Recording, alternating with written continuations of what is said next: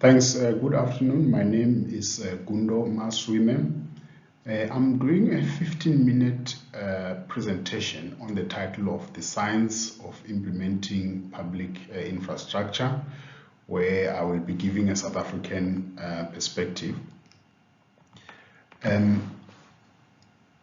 The foundations for infrastructure development in South Africa started in 1995 with a discussion paper that was written by the Department of Public Works. This paper aimed to establish the framework or the principles upon which the future of the South African construction industry was to be built.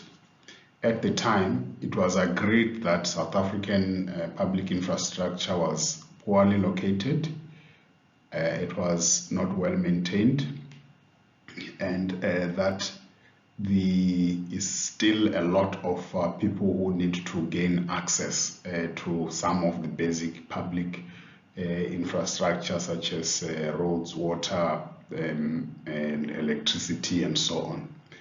So based on the 1995 discussion paper, Cabinet, with great enthusiasm from the Department of Trade and Industry, the Department of Education as well, and Department of Water and Environmental Affairs, resolved that the mandate must be given to the Department of Public Works to go ahead and now produce a coherent overarching policy for the construction industry. And in November of the next year, that is where the Green Paper on creating an enabling environment for construction, for reconstruction, growth and development in the construction industry was presented. That Green Paper is arguably the most detailed and most far-reaching of all the documents that one can read about South African public infrastructure environment. Because from that Green Paper and the white papers that followed it, the bills that emanated from it, we got the full framework ranging from the procurement legislative framework governing procurement, governing planning, governing public consultations, and guidelines on the standards and level of service and so on and so forth.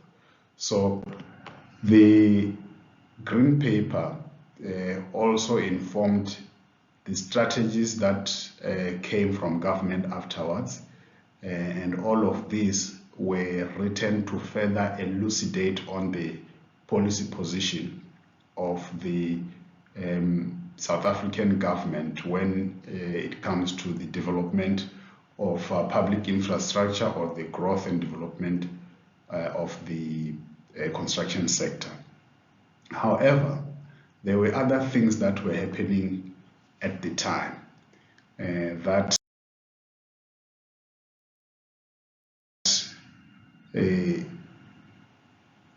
sort of derailed the direction of the infrastructure development in the country. And by that I mean the typical problems that are associated with South African public infrastructure today have actually found resonance in those activities that happened around the time this policy framework was being framed, and of course going into the future, which were not anticipated at the time. And so it was that the Green Paper had identified that we needed to address the issue of flexible labor practices, which meant that people that work in construction are not full-time in construction. The average general worker in a construction site is somebody who tomorrow might be working somewhere, packing shelves in a shop or doing any other completely unrelated work. And then for that reason, there was a certain level of casualisation of construction work, which made it difficult to come up with a coherent and impactful HR development strategy to negotiate labor relations issues. And then for that reason, that then affected the quality of the outputs of most of these workers. And it also increased the cost because there would be constant bickering between the employer and these employees on how much should be paid. The other issue was that the artisan programs, which really were the mainstay of the South African construction industry, probably ending in the mid-70s, most of them were scaled down around that time when the government budget shifted mostly from a more developmental emphasis into a more policing and defense emphasis. So that meant that the next generation of artisans, the next generation of supervisors, and the next generation of managers were not trained. So this green paper was able to diagnose that gap in the sector. The other thing was that the banks, because South Africa has got a very an oligopoly in the banking industry with really 7 major banks and nothing else. In other countries, they go into hundreds of banks for this size of South Africa. So for that reason, there is a lot of rigidity in terms of financing development. And so it was that the government had wanted to open the construction industry for new players, but they noticed that this would become difficult because access to finance was a big problem. The other thing was the inability to manage public procurement. It's impressive that this could have been noticed in 1997 because procurement was not a constitutional issue before the new dispensation. There was no reference to procurement in the Constitution. The other thing was that it was so variable across the different regions. If you are in the Transvaal, the Free State, or if you are in the Cape, the way they would do procurement was very different. But even within the region, if you are still in one region, there was still some serious variations. In fact, procurement was not professionalized the way that it's done today. Not saying that it has now been fully professionalized, but there's a lot of courses that a lot of qualifications that focus just on procurement training, with the only blind spot being the fact that they are not focusing on infrastructure procurement or construction procurement. And in fact, procurement is an engineering activity which should be designed specifically by engineers for the engineering environment. And by that I mean that it cannot be left to somebody who did, let's say, for example, a BCom in procurement or without any construction background. The other issue was that the regulatory framework, which by then in 1997 was not as elaborate as it is today, it was considered to be inhibitive. It was considered to be tedious and that it needed to be streamlined. And the sixth issue was the issue of volatility. While these issues are not fully compartmentalized, they have got a knock-on effect on each other. The volatility of the industry meant that there are no constant investments in public infrastructure development, which means that the people who work in the industry would know that this is a seasonal industry, which they must have a fallback, a job that they fall back on. So for that reason, the demand for construction material and the creation of jobs was not predictable. And this was the sixth thing that was identified. From 1997 until year 2000, government had already started to look at various programs or initiatives that were aimed at addressing most of the issues that were identified in the Green Paper. The first one was the National Public Works Program, which is a precursor to what we have now, the public employment programs that we have now, like the expanded public works program, National Youth Service, and Vukuzake, Vukupile, Vukuzenzele. They all come in different shapes, but they really were public employment programs that are related in one way or another to the construction or maintenance of public infrastructure. The guidelines for labor-intensive construction were developed during that time, and there was a massive drive for construction projects to optimize the use of labor, and so there was training to that effect in National Youth Service, and this developed the relationship between South Africa and the International Labour Organization, ILO, that provided most of the material and the technical know-how for how to deliver public infrastructure in a way that will absorb the maximum number of labor without compromising on quality. Then procurement reforms started. This started with a 10-point plan. And it is important to note that the 10-point plan had actually come from the Department of Public Works in conjunction with National Treasury or the Department of Finance, which meant that the procurement framework had its foundation with a focus on construction procurement.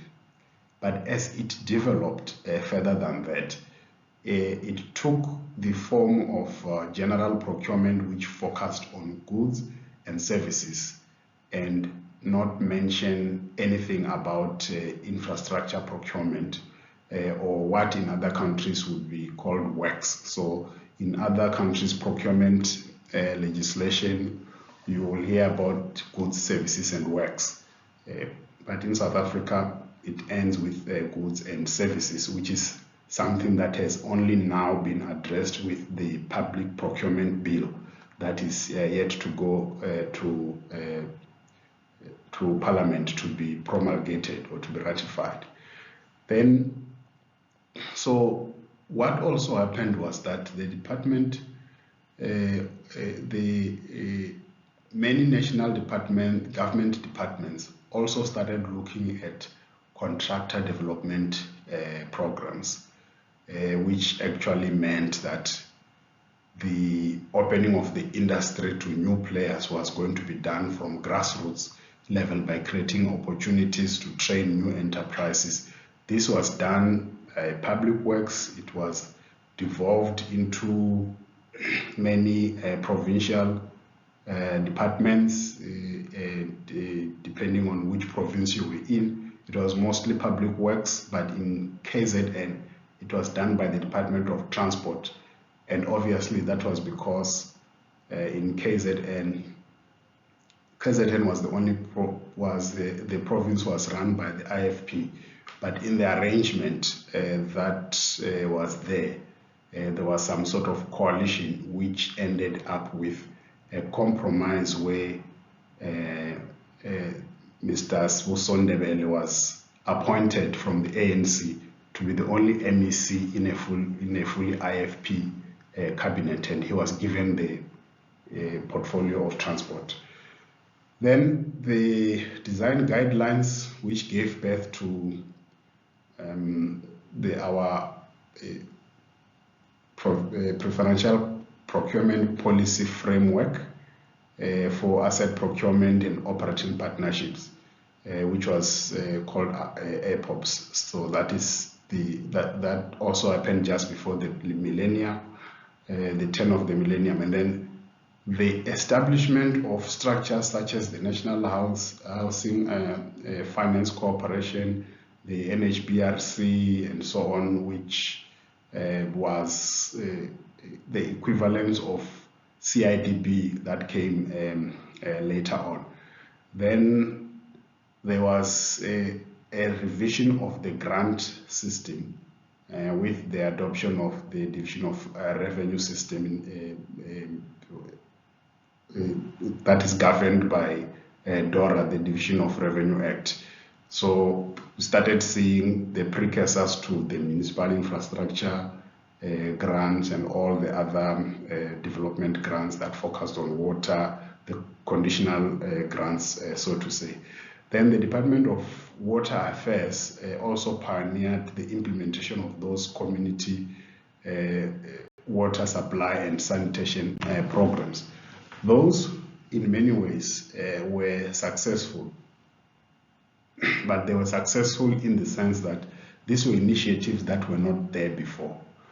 They were not successful in the sense that the issues that they were meant to address, they still remained. So what are those issues?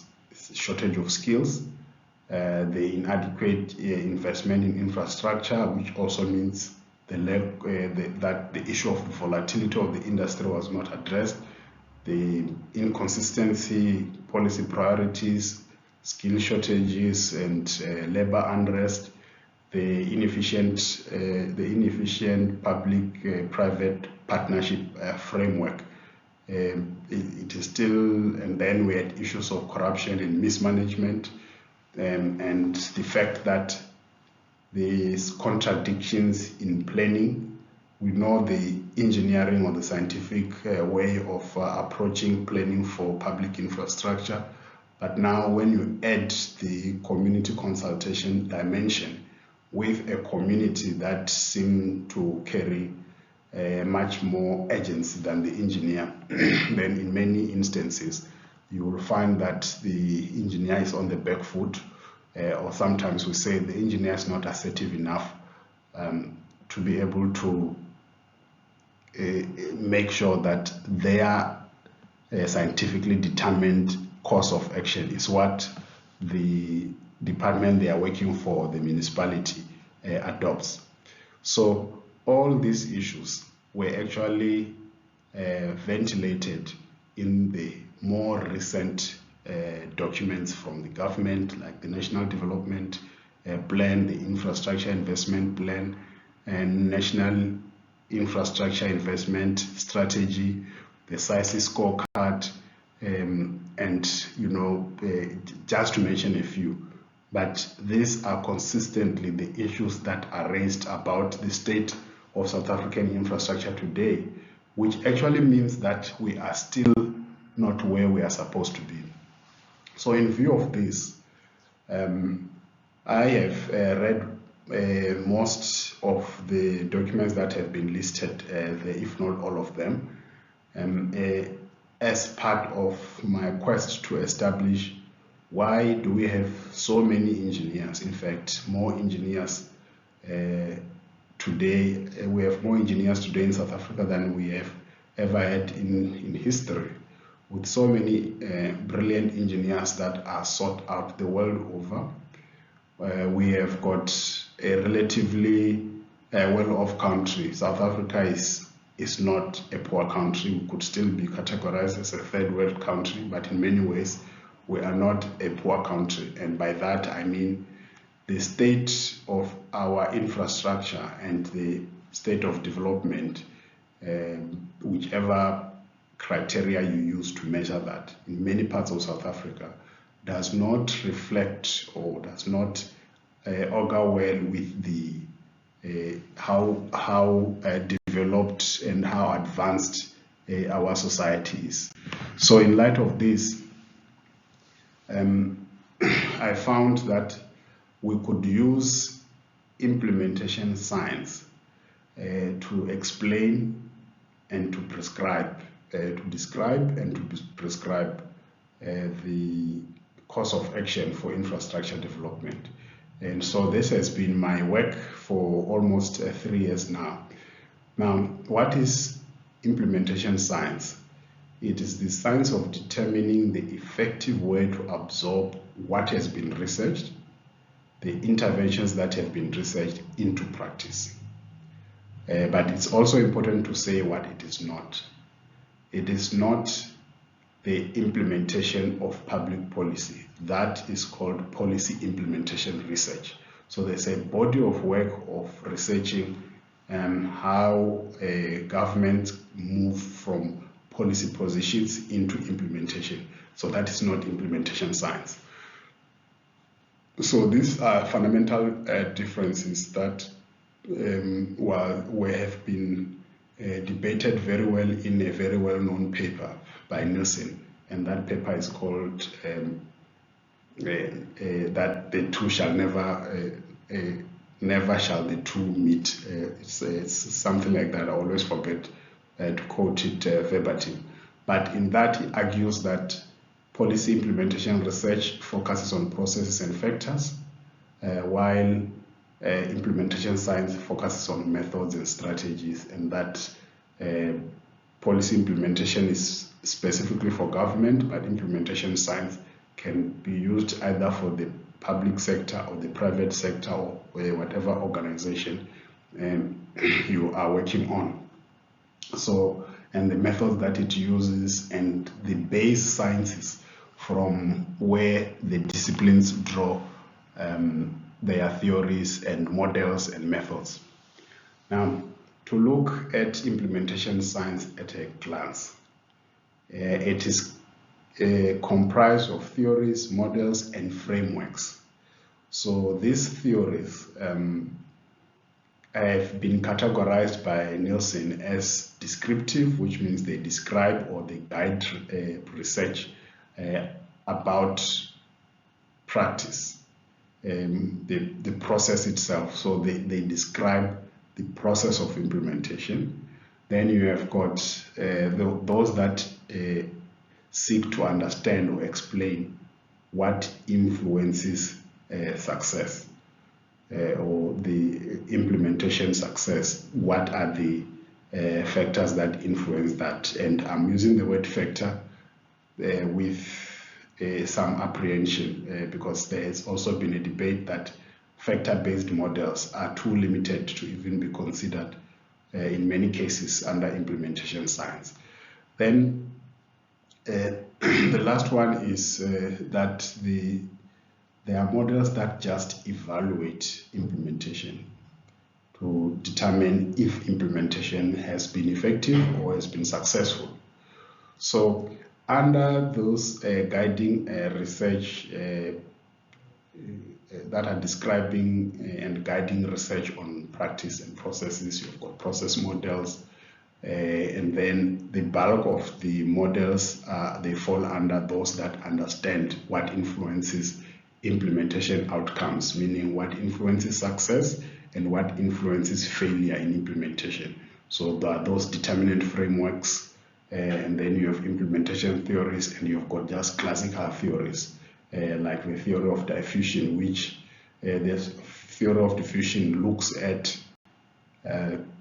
the dissemination of research outcomes in practice. How are they adopted and how do they become part of an organization? Then you have evaluation frameworks. It is important to note that the bulk of literature on implementation science came from the medical sciences. And the reason for that is I believe that in the medical profession, when a new way of treating a disease comes to the fore, of course, doctors will be scrambling to the Department of Health will have the obligation to make sure that every single clinic, single hospital is changing the protocol based on the new evidence. So the dissemination of that information and the understanding of the setup in the hospital, in the clinic, in the region, going all the way to national, becomes important as a success factor in implementation. So these are the popular implementation frameworks, and I wouldn't want to go into that much detail on them, but safe to say that each of them are not mutually exclusive. They tend to have points where they overlap, and they have got different applications, and in many instances, in fact, in response to that, the first one, which is the Consolidated Framework for Implementation Research, it came from the fact that with all these implementation research models that were being authored everywhere, there are actually hundreds of them, there was a need to develop an overarching framework that is updated based on new frameworks that come. So it takes different elements from different theoretical frameworks on implementation science. So that made it to be viewed as a more comprehensive framework, because it encompasses multiple constructs that are related to the context of implementation. Then, coming back to the issue of infrastructure, to oversimplify implementation science or the development of this framework, I make an example of a competition to roll a coin, to spin a coin, and let's say there is a competition like that. There are some factors that will determine that will determine the time that the coin will remain circulating. One quick example is, if you are rolling it on the table and the table is very smooth, you are more likely to win the competition than somebody who's rolling it on the carpet. If you are rolling it on the carpet, it might be short, but somebody who's rolling it on grass might still lose. So the surface on which the coin is being rolled represents the organizational environment. There are some organizations that even if you could give them the best engineers, you are not going to be able to have success in implementation, just because of the organizational environment, the organizational culture, and all those organizational factors that can be explained by organizational theories or bureaucratic theories. I think one of the interesting ones is the one on street level bureaucracy that was written by Lipsky, on the dilemma of the bureaucrat who is at the coalface of implementation. So the organizational factors are important, and they are represented by the table or the surface. The coin itself is the infrastructure that you are trying to develop or you're trying to build. Then, of course, there are different types of coins, and the technique you use to spin a smaller coin and what you'd use to spin a bigger coin will be different. You know, some people actually put a finger on top of the coin and then hit it on the side if it's a much bigger coin, and so on and so forth. So that determination is simple, and I think that is the easier part, the project itself. Then the hand represents the skill, the engineer, the experience, and so on. Of course, a child is less likely to win this competition because of lack of experience and muscle memory. So you need to have engineers that are qualified and with the right type of experience to be able to win this competition. So that represents the skill. What you may not immediately take note of is the organizational environment, which the environment beyond the organization.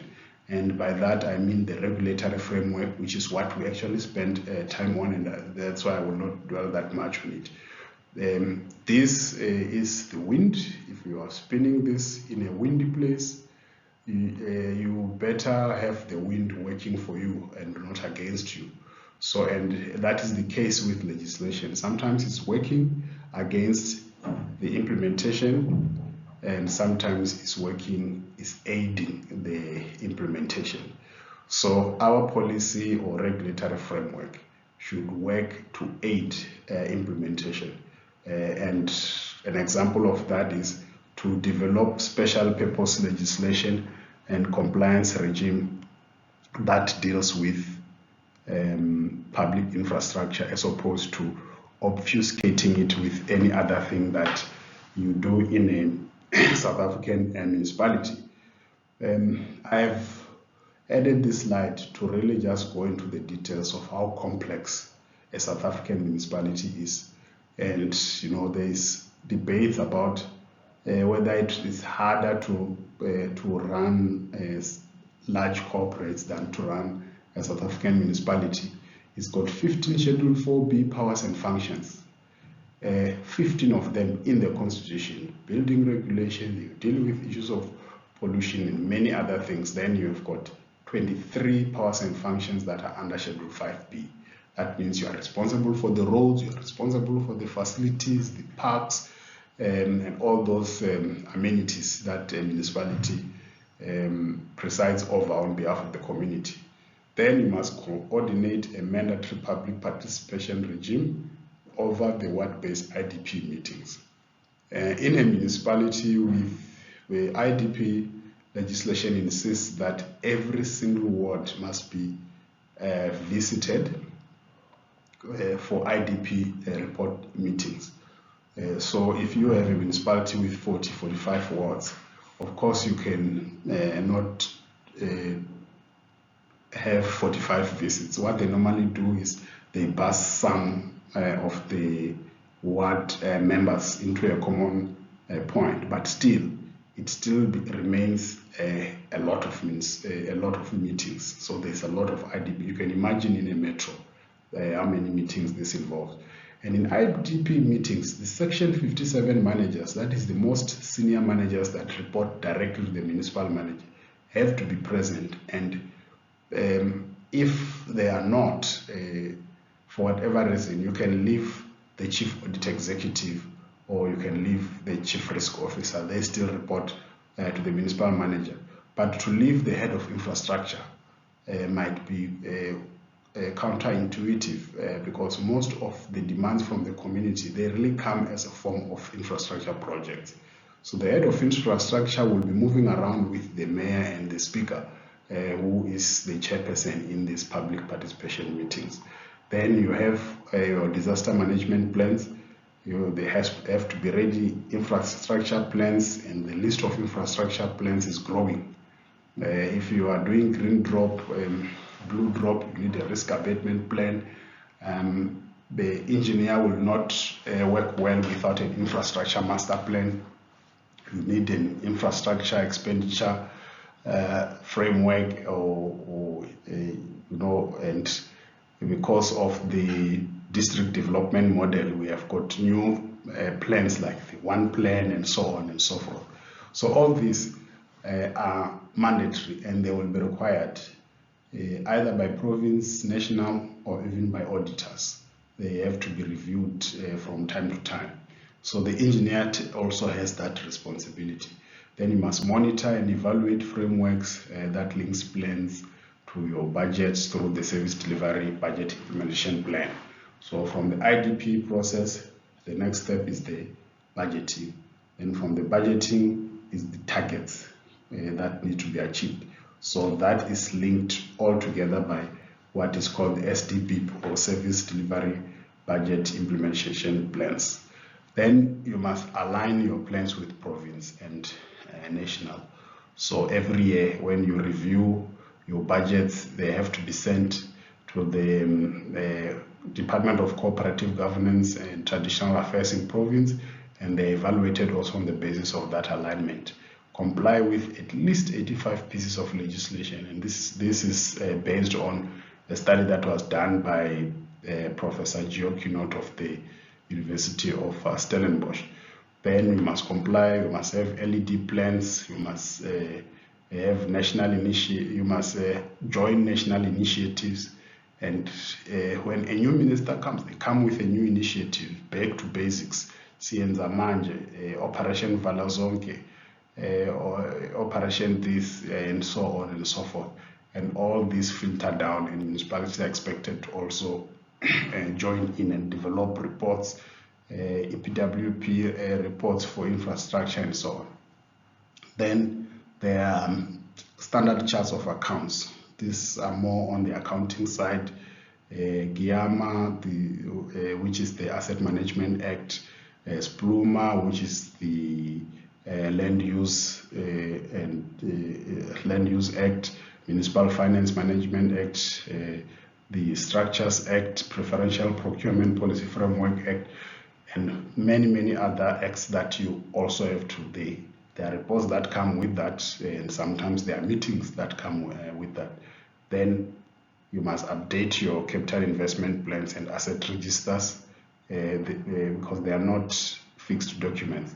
And all of these activities, they are happening when you are reporting extensively to internal and external auditors, to Section 80 committees, Municipal Public Accounts Committee, mayoral committees, three-sphere committees, and in different provinces they come with different names. But if you are running municipal projects, you have to report to COPTA once every month on your progress, your expenditure, and so on. And then while that is happening, you are managing actual projects on the ground.